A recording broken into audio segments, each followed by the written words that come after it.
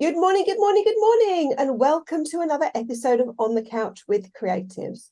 I say good morning because I'm here in the UK, but good afternoon or good evening if you're anywhere else in the world. I'm Melanie Perry. And I'm Julie Hyde-Mew. And this is On the Couch with Creatives.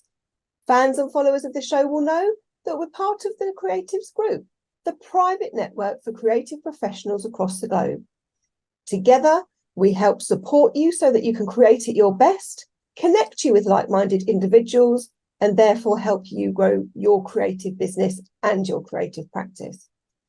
If that sounds like a good idea to you and you'd like to join the growing number of creative professionals in our network, please don't hesitate to reach out to us after the show. But this is On the Couch. So Julie, who do we have on the couch today? On the couch today is South African author SHILOH NOONE. He's also a radio presenter for Cape Talk Radio and runs a very interesting private museum, which we're going to hear more about. So all the way from the coastal town of Omrust in the Western Cape, here's SHILOH NOONE. Let's get him on the couch. Hi, SHILOH. Nice to see you all the way from South Africa. Thank you. Thank you. It's a great honor. Well, let's start off with what came first, because you have so many arrows to your bow. Excuse the pun, because I know that you own a lot of bows and arrows. But what came first? Being an author, being a radio presenter, being a museum curator. I mean, creatives don't just wake up one day and say, oh, I want to be an actor, or oh, I want to be an author. How did you get to where you are today? Well, Radio World came first. I was backpacking around Europe, and I ended up on a lot of pirate radio stations. And that was the birth to my Radio World. And eventually it started small with a community radio station to the point that I'm now on national radio. So a lot of my experience with music I share on the radio. Some of the stories I share, and it's all really fringe exploration. Everything I share is not really fantasy, but most of it has actually happened to me, which gives it some authenticity, but also questionable in many ways. My true start in the career in terms of handwriting was actually Steve Siegerman, who discovered Rodriguez. I was part of that team, SA Rock Digest. And he said to me, SHILOH, why don't you start? I was writing little articles for him. And he said, why don't you start putting this together and write a book? Now, I couldn't really type that well. You know, there was no Google, no Wikipedia. So it was a very difficult exercise in the sort of mid-90s. And anyhow, I finally came to fruition. And my first book, which was ridiculously too big, it was 800 pages. And it did really, really well. I mean, I remember selling 60 copies to foils, cash in hand, which is unheard of in bookshops. But the supply and demand wasn't there. The cost of publishing that book and bringing it over to the UK was just too much. So it was very much a hobby, a work of passion, releasing that book. And then obviously from that point onwards, I started writing books. But I must just clarify, I'm more of a storyteller than a writer. I work on stream of consciousness, which is a nightmare for editors. And I write from emotion. I'm like Quentin Tarantino. You know, he plays a piece of music and then he has an imagery and then he creates a story around it. I'm very similar to that. So I'm not the best of writers. It's more the storytelling that is captivating, which has a degree of authenticity and helps a lot. Yeah, Seeker's Guide to the Rhythm of Yesteryear. It's had 7 amendments. And I've now reached that self-actualization with the book. It's in the hands of many great musicians all around the world. It's been a long process, but a wonderful journey of meeting musicians and sharing the book with them. And the focus of the book was really to share artists that were never given any kind of limelight. They were never given any accolade, that were really remarkable and gifted, talented musicians. So I focused, as much as the icons are there, I focused very strongly on the smaller groups, which I believe needed accolade. And they were so helpful in giving me biographies and so forth. So it was a journey that takes a certain part of my life it was the most incredible experiences that I've had meeting these people on little railway stations in England, in the north, Portobello Road at a little coffee shop, the Globe in Prague, Shakespeare's in Paris, Amsterdam in a little coffee shop, in Berlin, in some garden, you know, meeting these guys all around the world and then being able to share the correct discography of that particular group. So it is probably the only book in the world that actually, firstly, gives the full history, autobiography of musicians like Rodriguez and Shawn Phillips, and shares intimately about smaller groups. And I have been given so much respect by these musicians. They email me regularly and update me, which is quite emotional. I remember on my 60th birthday party getting emails from David Gilmour of Pink Floyd and Eric Clapton's drummer thanking me for the input into music on my 60th birthday party.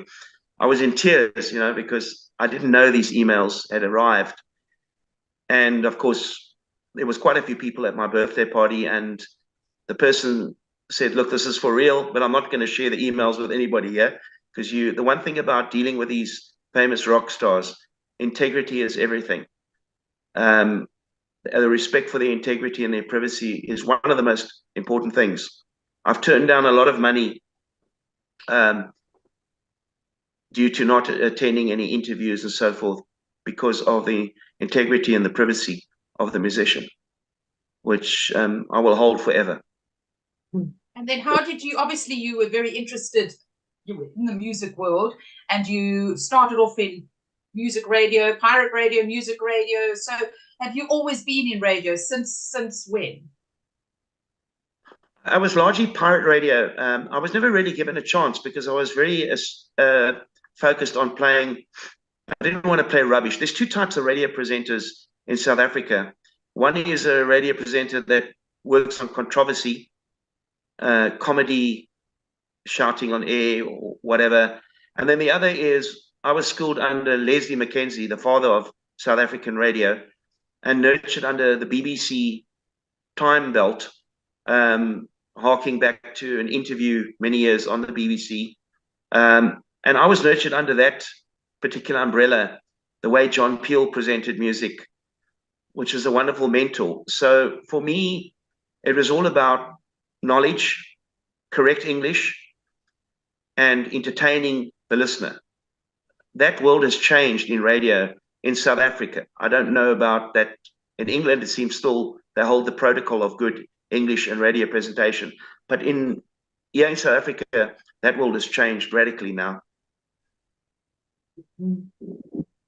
It's a shame. It's a shame, isn't it? You know, you want to entertain your listeners with and give value as well. You want to, you know, give them quality programming.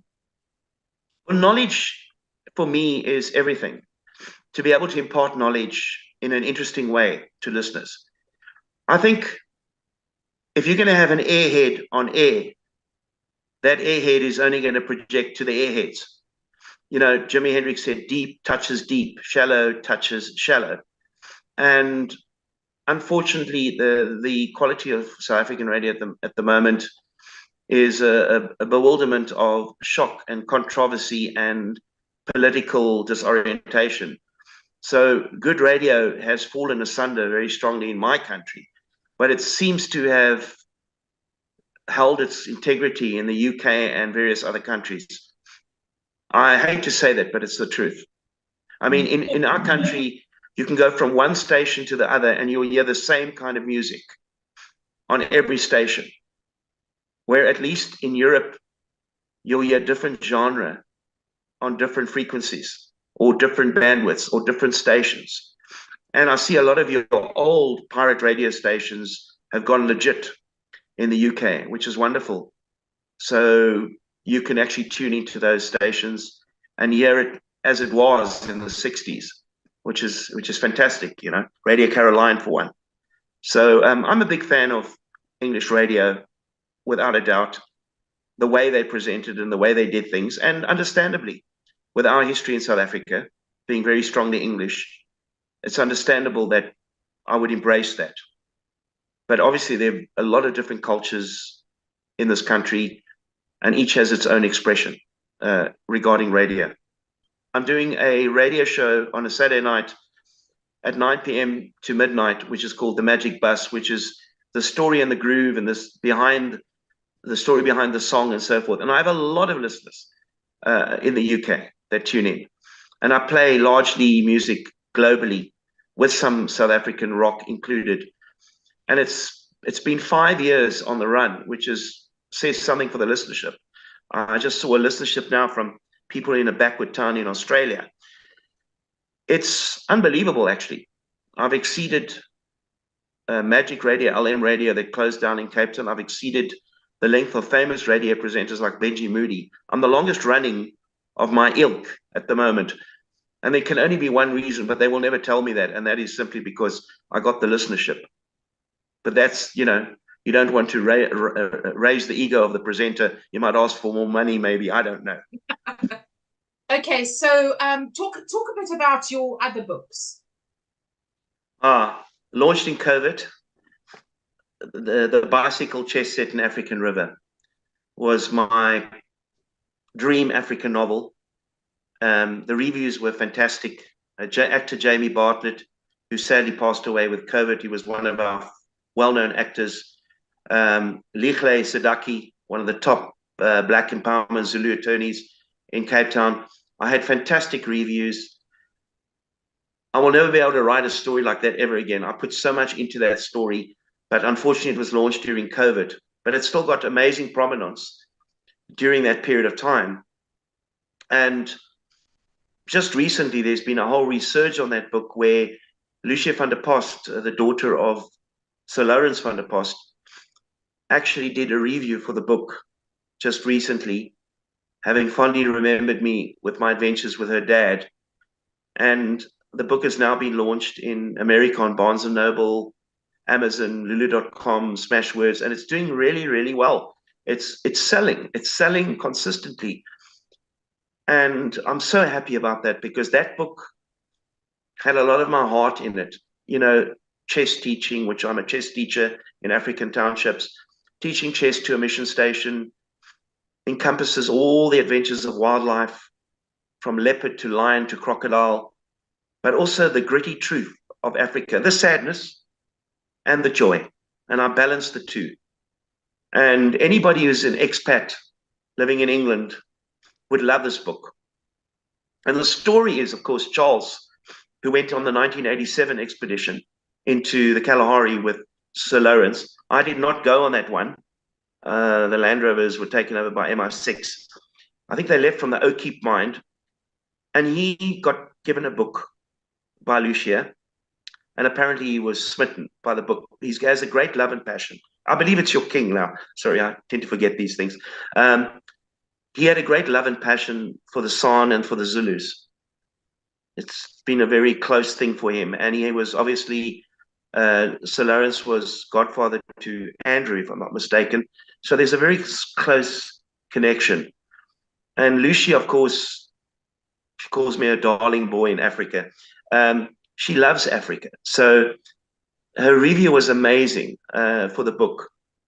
And it was so appreciated.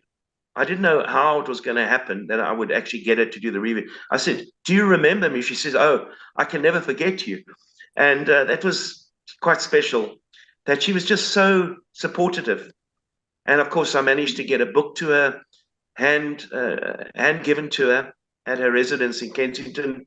And she said she absolutely loved the book from the beginning to the end. Now, that lady takes no nonsense. I think she was the editor on one of the London Financial Times. She's not somebody who's fickle. She's not somebody who, she calls a spade. And even if she cared a lot about me, if the book was shitty, if I can say that word, she would have said, "Look, it's a great book, but it's personal," or, and for her to actually say, "This is a great story," meant everything to me. So that book has taken a new life in America at the moment. I struggled so much to find a publisher with that book, but eventually I did in South Africa. From there on, I launched a triple whammy, which was a book called The Witches of Sark, which has never seen the light of day on the shelves of England or any other country. a dark gothic novel, and my experiences on the island of Sark in the late 70s. But I did a triple whammy. I did it with a poetry book. Nobody buys poetry books, but anyhow, 42 for the chosen few. But then, of course, a book called Swimming with Salamanders, which is 450 pages, and it's a Roald Dahl twist on every story. 50 tales from the in-between that remain unseen. And that was so in line with my character, because I seem to have this mystical edge wherever I go. And I was able to bring in some lovely hooks into the story, which some gory, some hoary, and some a little bit off the edge, but wasn't Roald Dahl like that all the time. And I've actually, in presently getting a book to his daughter. I'm not trying to follow in his footsteps. You know, I don't believe in walking in another man's shoes. But you'll be surprised, there are not a lot of short stories being written these days. And, you know, we're living in a Coca-Cola society where, especially the youth, with cell phones and television, the aspect of reading a book, in our country, only 7% of the country read books. It's a terrible, sad story, and that's the truth. And I did a lot of research around that.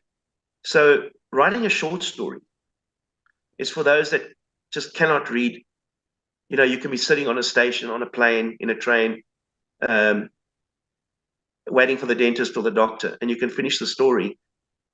And I think that was the key for me, especially the youth of today, that, you know, they just have they've lost a lot of patience. And it's because of the technology of today. Everything is immediate and fulfilling. So I went that route. I thoroughly enjoyed writing those stories because it brought out the best and the worst of me, in terms of, these are not African stories. There's stories in the search of the Red Baron, hunting tigers in India in the 18th century, Isolwana, the Zulu War. So every story has a different era or age, which is great. That has been the triple whammy that I launched this year. Shiloh, talking about your books is magnificent, and I do 100% agree with you about attention span, especially of our youth. I've got a 9-year-old. Trying to get him to read books is a bane of my life. But I'm a video maker and filmmaker, and I'm a very visual person. And you said earlier you're a very visual person. Do you think any of your books will be made into films or TV series? Would you like to see that happen, or would you like to keep the books sacred? Well, the 50 Tales, the Swimming with Salamanders, the short stories, there is an internet, a Netflix movie series where they have short stories with a twist. So, yeah, it'd be great to get that book to the program manager. But the book that has shown some interest from Warren Batchelor, who did the Reeva Steenkamp movie, but he couldn't get the finance, was to be able to film the bicycle, the African story in South Africa on a game reserve. It really needs foreign currency to do that. And I believe that book on a 3-series television series, 3 parts, would be pretty amazing. And that is why we handpicked, there were some actors that came forward. And one was obviously the chap that I mentioned that passed away with COVID. He was one of our better actors.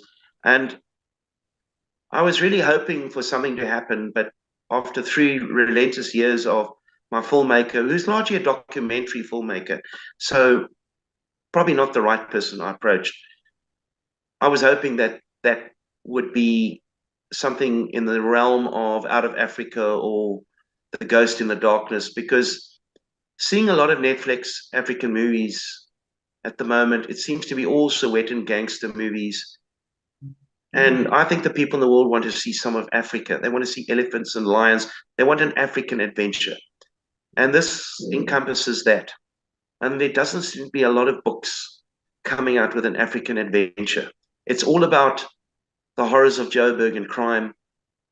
And I was very excited. I felt this is really being fantastical. I felt that this was the triad, the third part. You know, you had Out of Africa, you had Ghost in the Darkness. I felt that this was the third part to that trilogy, which is a wonderful fantasy. but it didn't materialize. But I'm still out there looking for someone who might attempt this. I even arranged a game reserve, complimentary game reserve, to have it filmed on. I have a friend who owns Mount Camdeboo, and still nothing. It's a great dream of mine.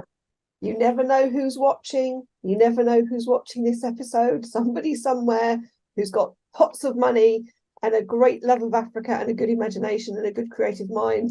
You never know. Well, I do know that Arnold Vosloo, who's obviously, you recall him in The Mummy, it's a well-known South African actor, he was absolutely overwhelmed by the story. He was lying in a hospital bed in California.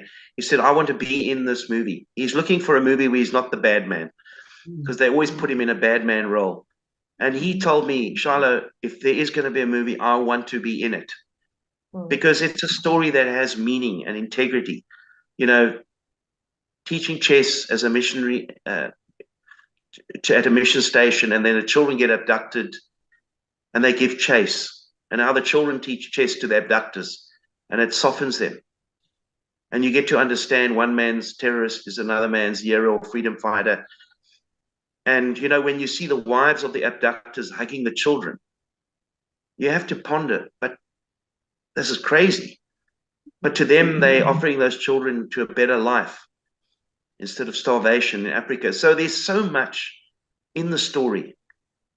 And along with it, obviously, a touch of, you know, crocodile attacks. The interesting thing is, Crocodile attack. no, there's more to it. There was an article in CNN some time back of how children in northern Natal were wading across crocodile-infested rivers to go to high school. So I took that story and I made it real, that in order for this missionary to teach chess at the mission school, he thought he could crisscross with his Land Rover. When he got there, it was impossible. Yet all the children were wading across the river while crocodiles were lying on the banks, on the sand. So he had to do the same. So there's so much more to the story, because those children have to, in Goba, have to come back after school and cross the river while the one watches. And you know, the time to watch crocodiles, having lived in Africa, is the best time is at night, because you can see the eyes on the water. You can see nothing hardly in the day. So there's a very real, factual, historical thing about children going to school crossing crocodile-infested rivers. It was big news in South Africa, in northern Natal. I just took that and included it in the story as one part of many of the adventures that took place. And it's, you know, it ends with the KwaZulu Wars, and traveling with a Land Rover through the KwaZulu Wars, and the elephant blessing of these two elephants rubbing themselves on the Land Rover, and meeting the amphibious people in St. Lucia that live on the rivers that don't touch terra firma. We don't know about this. Our own South African country people don't know there are amphibious people living in this country that don't touch terra firma. They remain on the water and in their huts that float on the water. How many people know that?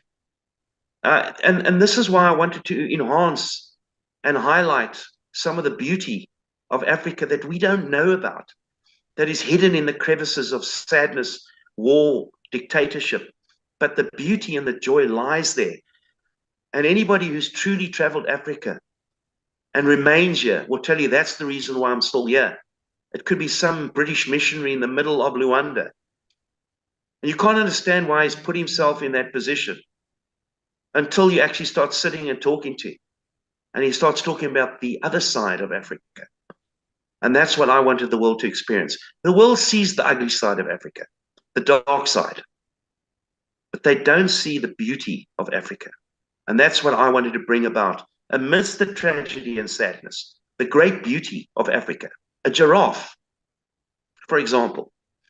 I mean, how many people know that it releases enzymes to warn other giraffes if there's danger in the area?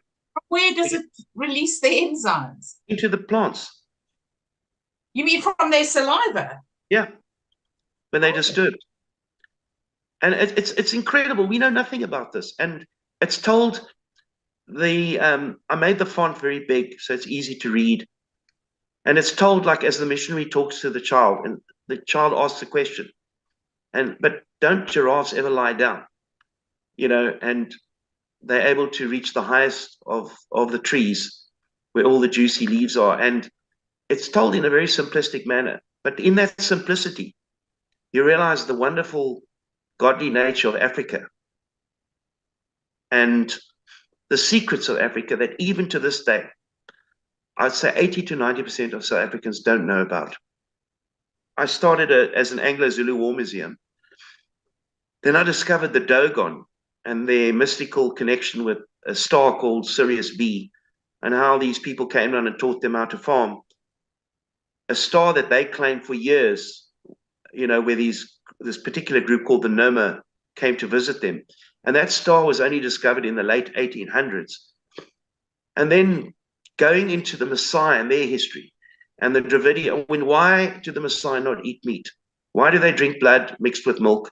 And why do they not eat meat? Because of the influence of the Hindus, the Dravidians that came there. That's why the red ochre is so prominent. And you suddenly start realizing, our own Khoikhoi, which we now call Kwena, that the language is Hindu. Karoo is Korea, dry land. All the words of the Khoikhoi are Dravidian Hindu, because thousands of years they came here and gave that language to that people. Well, I wasn't aware of that. But the Khoikhoi in the Kalahari have a cliffing language. The language is full of clicks. How does that relate to Indian languages? The Kalahari are the San. They have a click language based from the Nguni heritage. They're a completely different people to the Khoikhoi. The Khoikhoi are based in the Western Cape. The San come from the northern Botswana and Toli Hills and moved down to Clan William and the Karoo. And their history is click language. But the Khoikhoi, as the Dutch said, have a gibberish. And they are the local Kwena of the Cape, largely pastoral herdsmen, not really hunters and gatherers like the San. There's a complete difference. The San have an hierarchy. The Khoikhoi don't have any hierarchy at all. They're a completely different people, and often confused with the word Khoisan, which is a derogatory word because they never intermarried. They were completely different people. If the Khoikhoi intermarried, that would have been with the Boers or the English or the French or the Dutch. The San are a completely different people. And this is now being highlighted very strongly by Zico and world groups, because it's been very confusing. Most people thought Khoisan, what's the difference between a Khoikhoi and a San? There's a massive difference. The fact that one is almost vegetarian, the other is meat eating, it says everything. So yeah, certainly the click language, which was inherited by the Zulus and the Xhosa, that's all Nguni history. But the Khoikhoi, they have a very interesting history that is completely different. And they now called the Kwena, which is their original name.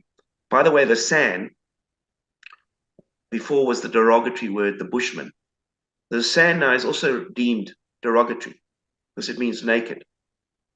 They were never naked, they had loincloths. So now they are called the Kum. So it's the Kum and the Kwena for political correctness. Oh, thank you. We've learned something on this show. But you, with your museum, you collect all sorts of artifacts from all over the world, not just from the African tribes. Correct. Mayan, Celtic, my Irish heritage. I won't tell you where I get them, but we're part of a small group called the Collectors Anonymous, where we believe a lot of the truly valuable artifacts in the museums around the world are not legit, but replicas, while the original artifacts are in the houses of the lords of the manor and wealthy people all around the world. So we are this Collectors Anonymous. We're 3,000 strong, and we try and maintain the integrity of that. And I've numerous times seen that in well-known auction houses and museums around the world. Do you allow people to view your artifacts in your museum? On invite. I don't take buses. It's very small, but certainly it's an ICOM registered museum. It's globally acknowledged. It's not just a museum self-created. I've had the French visit me and they were blown away. And yes, I take visitors on request. So how do people contact you? They can contact me on my email, which is shilohnoone@gmail.com. I think you've got that email. Am I right? Yeah. I'm easy to track down. You just Google Shiloh Noone and sooner or later you will find me. I'm on Facebook under my name and surname. It's a great place to contact me. I make friends with everybody because I love sharing. So it's okay to download music because sharing's so nice. So I'm a great believer in sharing. Oh, it's lovely. And All the details will be going across the screen now. If you want to connect with Shiloh, listen to his music, listen to his program, the details. Make a film out of his book. Make a film out of his book. Yeah, because as you were talking, Shiloh, being okay, I don't have no money. It's not something I could do, but the imagery going through my head, and I'm thinking that would make an epic film or a visual piece. So somebody, please, I know there's people with money out there who could make a lovely production out of this. So yes, I would like to. And I think with the connection with Lawrence van der Post, it's the magnitude to which a film like that could reach the world is phenomenal. The world has seen enough. They want an African story. They want to see lions and crocodiles. They want to know a little bit more about Africa. And look at the success of Out of Africa, Ghost in the Darkness, about the Stavo lions. That's what people want to know more about. As much as the Anglo period has been criticized strongly, it's a fascinating realm for stories. It's phenomenal. Just going back to the hunting tigers in India, the stories around that. I know they now, obviously, we're in a different time, but the stories around that are phenomenal. And it makes a fascinating movie. We need to know more about our history. Yeah, absolutely. And I don't want, and I think there are lots of other people who would love to see a really emotional, deep, epic, powerful movie, and not just this commercialized tat that's being put out, or remakes of commercialized tat just to put different people in different roles to be trendy. I won't name any names, but you probably know who I'm talking about. I would love a really good piece of cinema, I guess, a really good piece of cinema that has fantastic cinematography, fantastic story, fantastic acting, something that when you come out of seeing it, you feel like you've left a part of your soul on the screen. We haven't had that for a long time. You're right. It's sort of like, I almost feel like the days of epic movies are almost finished, because you don't see that anymore. I think Out of Africa brought more people to Kenya than ever in the history of ever before. And there are so many English people that are expats that have lived in Rhodesia and Kenya and Zambia and Tanzania, and their memories of Africa are so vivid. But sometimes you need to just light a spark to remember that elephant standing in that African field, or that roar of that African river, or the galloping of Blow wildebeest. It's something people want to hear and feel. Because let's be honest, with the way things are going, you're not even going to have zoos left. So where are we going to see these animals in their natural environment? But on the movie screen, because not everybody can travel to Africa. Okay, let's move on and get to the top tips that you have for radio presenters, aspiring radio presenters. Okay, that's a difficult one because everybody knows their gift. And, as I said, South Africa is divided into two types of radio presenters. One is a controversial radio presenter who sells on controversiality, shocking people. They know nothing about music. Mine is a different style. I speak about music. I don't really talk too much about the politics of the day, but I share many stories. I think if you are a natural in public, a storyteller, if you have a gift of entertaining people, radio is about entertainment, then I believe you have a gift for radio. You can start off in a community radio station, and then you can move up the ladder. And you never know when your ship may come in. And it could be one story that captivates. And I believe that is, I mean, radio in the past was stories that people had. They didn't have television. So that was a world in itself. You know, people would lie under the blankets listening to music like I did and many others. So radio has become popular again. And I believe if you can tell a good story, that's a good start. That's a very good start. So, yeah, I'd look at that. Look at your natural homegrown talents. Know what your strengths and weaknesses are. If you can't speak well, don't desire to be a radio presenter. Be a writer. People often tend to want to do what they want to do, but test the waters. Speak to people. Say, what do you think of me being on radio? Would you listen to me? Do a voice test. Sometimes people have amazing voices, but on radio, they don't come across too well. Too King's English, too hoity-toity. So you have to test everything. You have to test the waters. And that's quite easy to do these days with social media, isn't it? You know, you can video yourself or you know, have a podcast or whatever. You know, you can test and see whether people have got an appetite for listening to you these days for free. Yeah, it's like, you know, writing a book. I remember Calvin, this gay guy that I knew very well.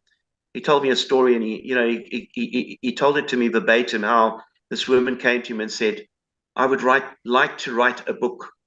And he said, well, let me guess. It's about your wonderful life and your divorce. And she said, how did you know this? And I think it's like a book. If it's going to be something that's vindictive, something that you write in because you want to heal yourself, then you shouldn't be taking it to the public. Unless it has a message for other people. But there are a lot of these self-help books out there. You've got to test the waters in everything. And you're going to get a lot of rejection. And if you're going to worry about rejection, then don't even start. Because you will be rejected. I mean, even going to publishers these days, most of them won't get back to you. The amount of agents listed, some of them don't exist anymore. I know, because my first year, I only applied in the UK. Then you get and I'm going to say it, you get publishers like Novum in the UK that are publishers, but they're also acting under a digital approach. And they'll get back to you and say, your manuscript was incredible. This book deserves to be on the shelves in England. All you need to do is give us 500 British pounds, and we will give you this and this. Now, that's the role of a digital publisher. So I think times are so tight that a lot of the mainline publishers have a division that's digital. They need cash flow. So they rely on the exuberance and the money and just the dream that writer wants his story out and is willing to pay 400 British pounds. But nobody tells you about how difficult it is to get the book into the bookshops. That bookshops don't deal with authors, they deal with vendors, and you need a distributor. They don't tell you that. They say they'll give you posters to market your book. It's knowledge. Find out what genre the publisher deals with, or the distributor for that matter. And even then, don't be broken if you don't get a reply. It's that time in the show, Julie, where we're going to do our values jam. Right. Now, Shiloh, this is a little game that digs into your psyche. Nothing scary. You're going to pick a card, and Melanie is going to tell you which value you've picked, and you are going to discuss that value. And basically, there are no right or wrong answers. You just say what comes into your mind, because you're a creative person, and pictures and all sorts of things will come in, will be triggered by this particular word that you pick. So just say the first thing that comes into your mind. We're going to ask you creatively, because we're creatives here. Julie and I always say this is the on the couch part of the on the couch. We're going to get inside your mind. Okay, I'm going to fluff out my cards here. I'm going to roll my finger along the top of my cards. You just yell stop and we'll pick a card. Stop. Right in the middle. Okay, what did we pick? Ooh. Ooh, ooh, ooh. Very good for the topic that we've been discussing, I think. Anyway, you picked excellence, the value of excellence.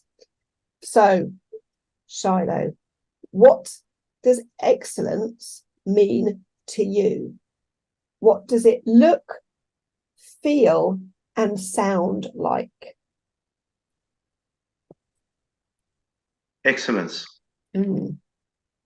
For me, it's being real to the nature of yourself and expressing that and not trying to be somebody else. That is, for me, everything. The true value of your soul expressed to people so they know who you are. Yeah. And if you can be in that level, you can achieve anything. If you can just be who you are, that for me is excellence. Yeah, I like that. What does it smell like? Beg your pardon? What does it smell like? Blue. Blue. The color blue has a smell. Yes, it does. It's a spiritual color. Has an aura to it. Absolutely. It's a transient smell of calmness. It's sedate, and it makes one feel almost connected beyond the physical. I like that. I like that. I like that. I'm going to think about that. I'm going to ponder on that more because I like that. That's very profound. I like the smell of blue. I feel a book coming on, Julie. I think I could write a book, Smell of Blue. I've been inspired. I've been inspired. Yeah, it's been wonderful talking to you on the couch, Shiloh. Thank you so much for your time and your thoughts, which have been absolutely fascinating. And all the best with books of the future, and hopefully we'll see your book on the big screen soon. Oh yes. Well, thanks to you guys. If it happens, you'll have to get me back onto the couch. Yes, absolutely. We would. Absolutely. Trailers galore. Absolutely. I would love that. Thank you, as Julie said, Shiloh, so much for taking the time to speak with us today. It's been tremendous. Thank you, Julie, my co-host, and thank you to our lovely, lovely viewers for tuning in, and we hope you've enjoyed it. But until next time, we'll see you.